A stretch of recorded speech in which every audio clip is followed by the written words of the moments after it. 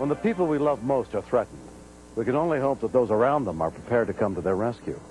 Just after Christmas in 1991, Kelly Unger went upstairs to take a shower, leaving 5-year-old Megan watching television downstairs with her 9-year-old sister, Janet.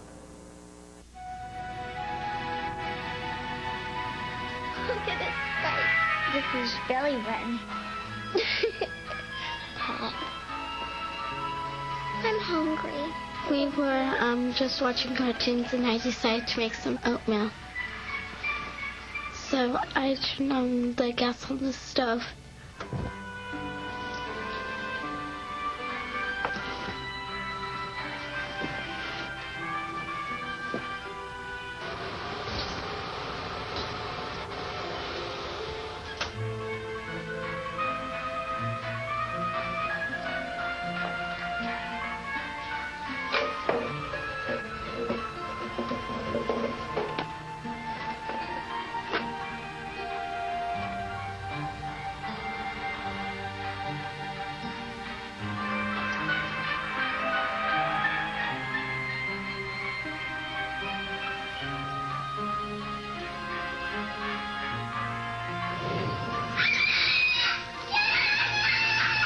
I heard her screaming, and I'm all, oh my gosh, Megan, what's happened?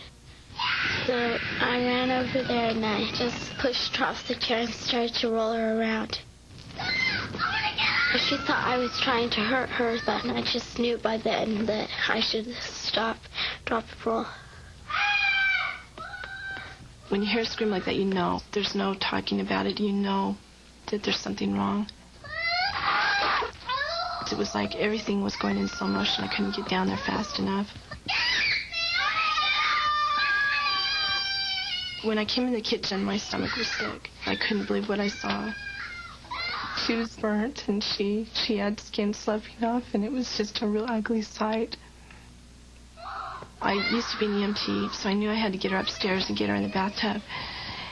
But when I grabbed her under underwear, and that probably was the most scariest part because I could feel it was like it was charcoal to her body, and that's when I knew we were in real trouble.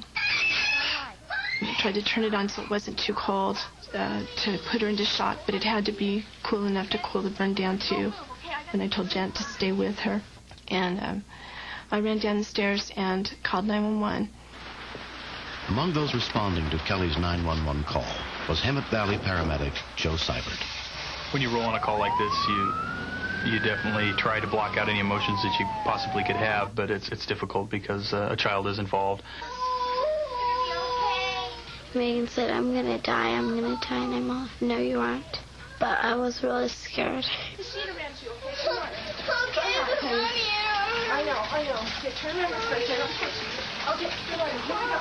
I put the sheet in the water and got it soaked really good, and then I grabbed Megan, I wrapped her in it. And I just held her and talked to her because that was the most important thing at that time. She was scared to death, she was crying, and she was hurt. Paramedics got to the scene within 9 minutes. You could smell quite a bit of burning hair and skin as we walked up the walkway. At that point, we realized that there was a serious burn. We knew immediately that she was going to need to go to the regional burn center, so we then decided to call the helicopter to get her out there as soon as possible. What's going on her lifeline? A ground transport would have been way too long and painful for her. They put a sterile mask on her, and that bothered her because she felt like she was getting covered up and she couldn't see. Okay, I'm right here. I was worried about her not having enough skin or blood, and I was worried that she may have died. I promised her I'd stay with her, and I told her she needed to be brave, and she needed to be, just tough, and she needed to get through this and be strong. I couldn't believe this was happening to my daughter.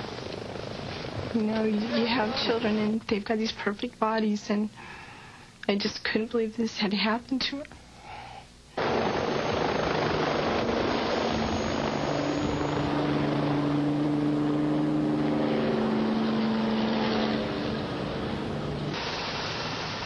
They had a partition between where they took care of the patient and where we sat. And I could hear the whole flight screaming. I knew they were trying to get an IV started. That was tough. That was really hard because I couldn't go back and talk to her. I couldn't comfort her, explain to her what they're trying to do. Megan was brought by Life Flight to the San Bernardino County Medical Center, where she was treated by Dr. Randy Ficus. She was in a great deal of pain. She had very extensive burns. The first 12 to 24 hours is a very critical period of time because late changes can develop that can be fatal. Megan's father, Bill Unger, arrived while she was still in the emergency room. Her face was puffed up. She had those little blue eyes, and she looked at me, and that's when everything really clicked with me, and I started losing it there. I never knew how serious burns were until this happened. I never took it as a life-threatening thing. They took her upstairs to the burn unit. It was hard to see the elevator doors close because you want to be with her. You want to stay with her. And we couldn't stay with her. After 5.5 weeks in the hospital, 5-year-old Megan Unger was released.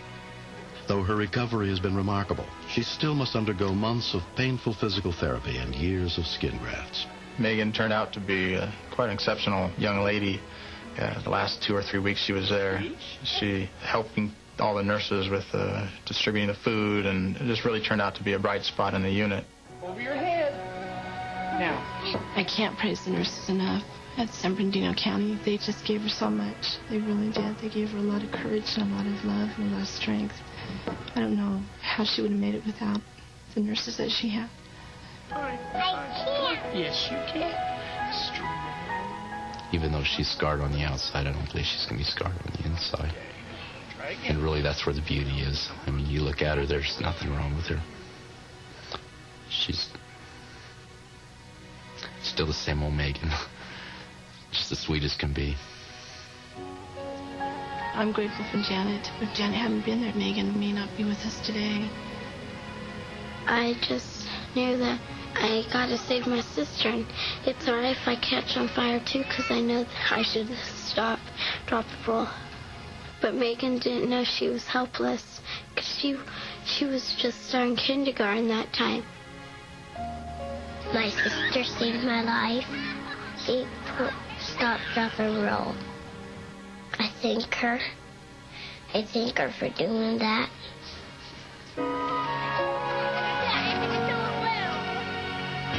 Next. You can't help but be human, and that means that you hurt for somebody. There are times when you go home and you cry and you wonder what you did wrong. 'Cause